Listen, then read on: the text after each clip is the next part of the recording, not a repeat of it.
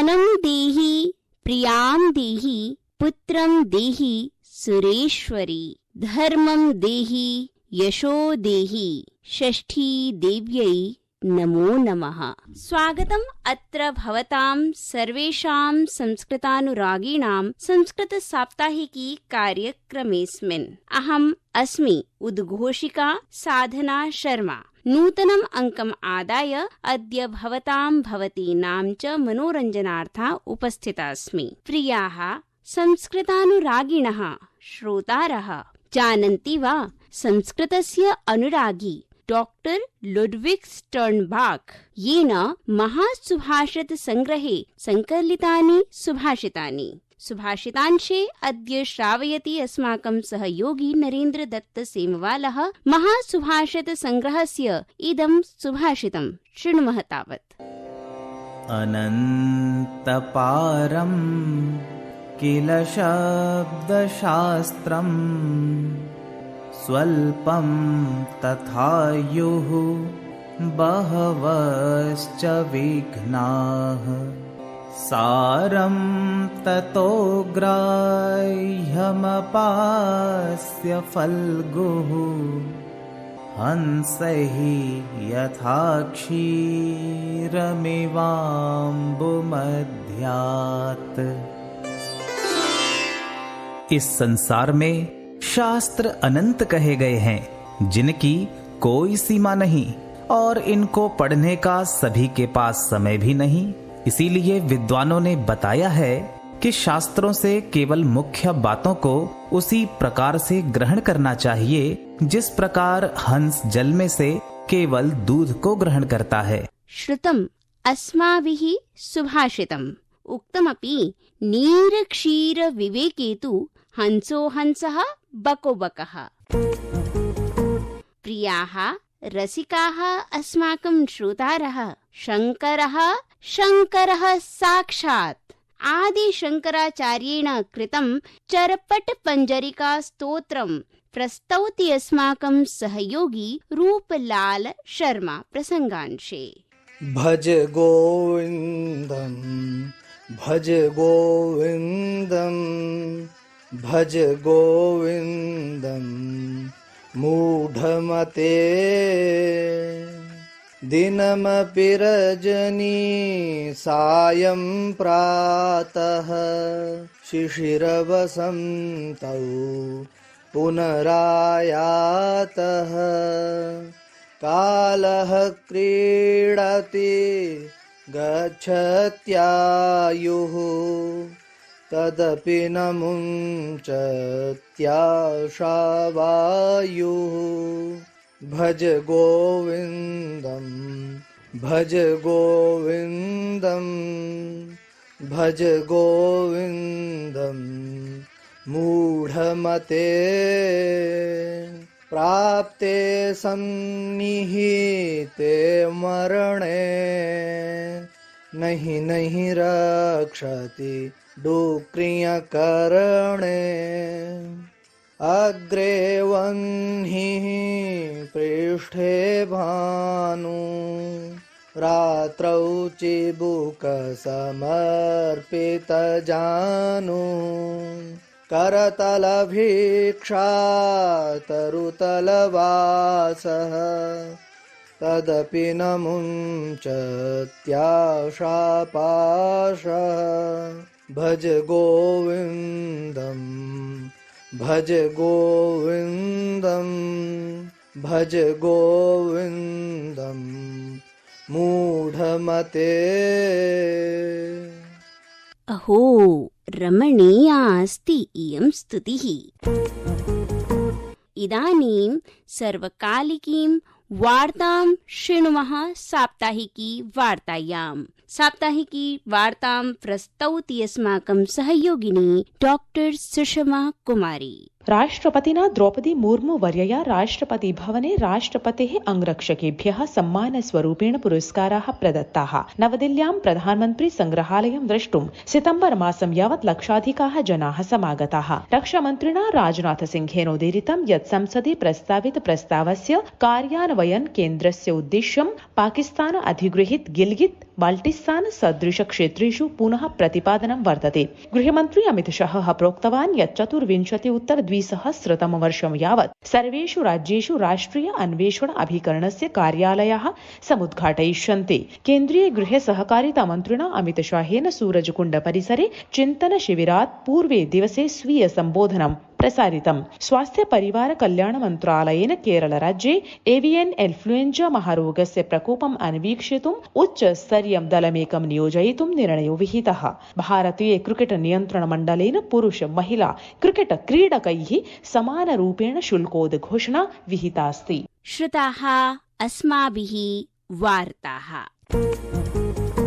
ज्ञान विज्ञान प्रभागे अद्य अस्माभिः सह केन्द्रीय संस्कृत विश्वविद्यालयस्य भोपाल परिसरस्य सह आचार्याः सुज्ञान कुमार मोहन्ती सन्ति। संवादं साधयन्ति अस्माकं सहयोगी पुरुषोत्तम शर्मा। नमस्करोमि आचार्यवर। सर्वादौ ज्ञातुमिच्छामि यत् शास्त्रेषु नवाचारः इत्यनेन कोऽभिप्रायः? नमो नमः। शास्त्रेषु नवाचारः इत्यस्य अर्थः नवीनसन्दर्भेषु प्राचीनशास्त्राणां प्रयोगः तथा शास्त्रीय अनुसन्धानक्षेत्रे नवीनवैज्ञानिकतन्त्राणां प्रयोगः। आधुनिकसन्दर्भेषु प्रायोगिकतायाः प्रवृत्तिः नवाचारस्य नवोन्मेषस्य च आधारभूमिः। शास्त्रेषु नवाचारप्रयोगद्वारा प्राचीनशास्त्राणाम् आधुनिकपरिस्थितिषु उपयोगिता प्रतिष्ठते। अन्तर्जालस्य वेबसाइट्स् इत्यस्य सङ्गणकस्य कम्प्यूटर्स् इत्येतेषां माध्यमसमुच्चयस्य मल्टीमीडिया इत्यस्य प्रयुक्तितन्त्रांशानाम् एप्लिकेशन् सॉफ्टवेयर्स् इत्येतेषां च प्रयोगद्वारा शास्त्रीय नवाचार क्षेत्रे नवीन क्रान्तिः आविष्कृता। एतेन तथ्यानां संग्रहे सरलता, दत्तांशानां प्रस्तुतौ सहजता तथा नवीनाविष्कृतेः अपावृताभिगमे पटुता आयाति। भवता भर्तृहरि विरचितस्य नीतिशतकस्य लिप्यन्तरणं कृतमस्ति। कीदृशं तत् लिप्यन्तरणकार्यम् अवर्तत कृपया बोधयन्तु।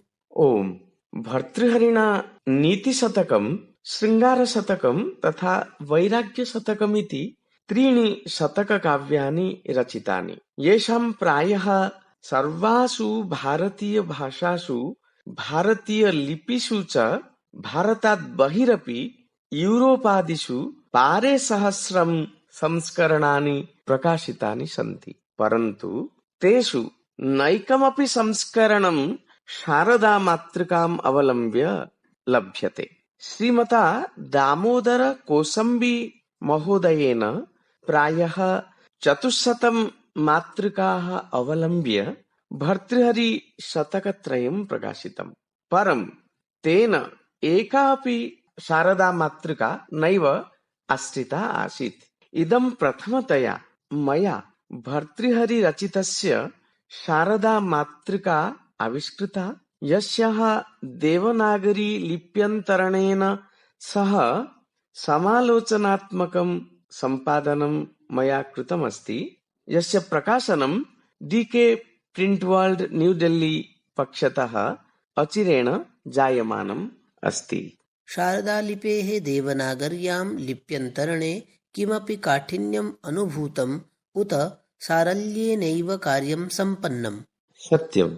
यदा नीतिशतकस्य शारदा मातृका प्रथमवारं मम दृष्टिपथम् आगता, तदानीं कोरोना महाव्याधिः प्रारब्धः आसीत्। तेन इतस्ततः गमनागमने प्रतिबन्धः आसीत्। शारदा लिपिज्ञानं तु पूर्वं नासीत् मम, परन्तु अन्तर्जालमाध्यमानां प्रयुक्तितन्त्रांशानां च प्रयोगद्वारा मया शारदालिपिवाचनस्य अभ्यासः कृतः। कतिचित्सु सन्देहस्थलेषु प्रोफेसर वसन्तकुमार भट्ट महोदयानां तथा डॉक्टर प्रकाश पाण्डेय महोदयानां सहयोगः अन्तर्जालमाध्यमेन लब्धः, येन नीतिशतकस्य लिप्यन्तरकरणे सरलता जाता। आचार्यवर, आधुनिके काले नवाचारप्रयोगः विशेषतां भजमानः अस्ति। तावत् ज्ञातुमिच्छामि यत् शास्त्रेषु नवाचारोपयोगः नवीनत्वम् उत्पादयति अथवा एतेन प्राचीनज्ञानस्य सरलीकरणमात्रमेव भवति। महोदय, शास्त्रेषु नवाचारोपयोगद्वारा प्राचीनज्ञानस्य न केवलं नवीनत्वम् उत्पद्यते, अपितु नवीनसन्दर्भेषु आधुनिकपरिस्थितिषु च शास्त्राणाम् उपयोगिता सिद्ध्यति, येन समाजस्य जनसामान्यस्य च हिताय प्राचीनशास्त्राणां व्यापकतया प्रयोगे सौकर्यं भवति। अस्माकं संस्कृताध्येतृभ्यः श्रोतृभ्यः नवाचारदिशि प्रोत्साहनाय भवतां मार्गदर्शनं यच्छन्तु आचार्य। साधु। वर्तमानकाले पर्यावरणे, स्वास्थ्ये, मानवीयसंवेदनासु, पारिवारिक-सामाजिकसम्बन्धेषु, वैयक्तिकचरित्रेषु च या विभीषिका दृश्यते, तदा सम्पूर्णस्य विश्वस्य दृष्टिः भारतं, भारतीयतां च प्रति आकृष्यते। भारतीयज्ञानपरम्परा जाति-धर्म-वर्णादि-निर्विशेषैः सकललोककल्याणकारिणी अस्ति। अतः एतत् सर्वं मनसि निधाय संस्कृताध्येतृभिः, संस्कृतानुसन्धातृभिश्च संस्कृतशास्त्राणां युगधर्मितादृष्ट्या अध्ययनम्, अनुसन्धानं च कर्तव्यम्। समकालमेव तैः अन्तर्जालस्य, सङ्गणकस्य, माध्यमसमुच्चयस्य, प्रयुक्तितन्त्रांशानां च प्रयोगे अपि पटुता अर्जनीया, येन नवाचारे, नवोन्मेषे च तेषाम् अग्रभूमिका भवेत्। भारतस्य यशस्वी प्रधानमन्त्रिणा श्रीमता नरेन्द्र मोदिना, शिक्षामन्त्रिणा श्रीमता धर्मेन्द्र प्रधानेन च भारतीयज्ञानपरम्परायाः अनुप्रयोगपुरस्सरं नवीनशिक्षानीतिः प्रवर्तिता अस्ति। केन्द्रीयसंस्कृतविश्वविद्यालयस्य माननीयकुलपतयः प्रोफेसर् श्रीनिवास वरखेडि महोदयाः संस्कृतशास्त्रेषु नवाचारप्रयोगाय छात्रान्, शिक्षकान्, अनुसन्धातॄंश्च सदैव प्रोत्साहयन्ति। अतः अस्माभिः पुनरपि विश्वस्मिन् विश्वे नवाचारप्रयोगद्वारा भारतीयज्ञानपरम्परायाः, संस्कृतशास्त्राणां च संरक्षणं, संवर्धनं, लोककल्याणाय च तत्प्रयोगः कर्तव्यः। एतद्देशप्रसूतस्य सकाशाद् अग्रजन्मनः स्वं स्वं चरित्रं शिक्षेरन् पृथिव्यां सर्वमानवाः। ओम्। आकाशवाण्या सह संवादाय भवदा निजसमयः कल्पितः, तदर्थं भवद्भ्यः भूरिशो धन्यवादाः। नमो नमः। नूनं ज्ञानप्रदोऽयं साक्षात्कारः।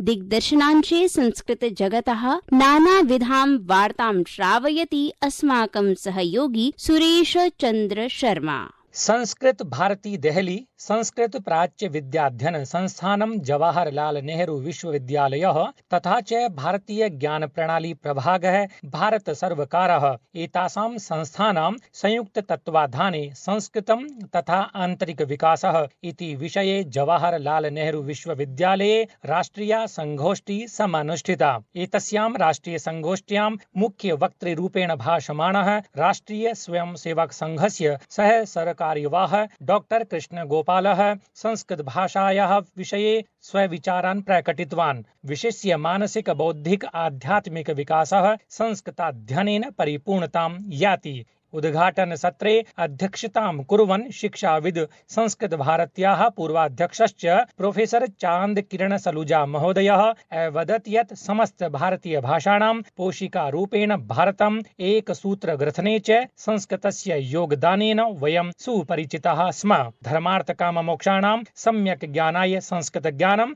परम् आवश्यकम्। संस्कृतभाषायाः प्रसाराय संस्कृतभारत्याः समेऽपि प्रयासाः श्लाघनीयाः सन्ति।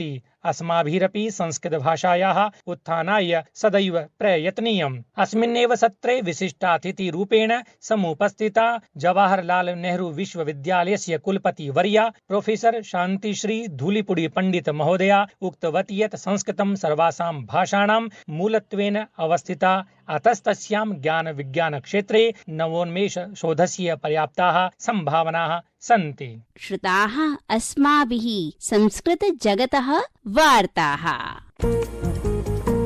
भो बालाः, सम्प्रति क्रमः बालेभ्यः बालमनोवल्लरी प्रभागे श्रावयति कविताम् अस्माकं सहयोगी दिव्यानन्द झाः। प्रियाः बालाः, अद्य वयम् एकां कवितां पठामः। कवितायाः शीर्षकम् अस्ति एको देवः।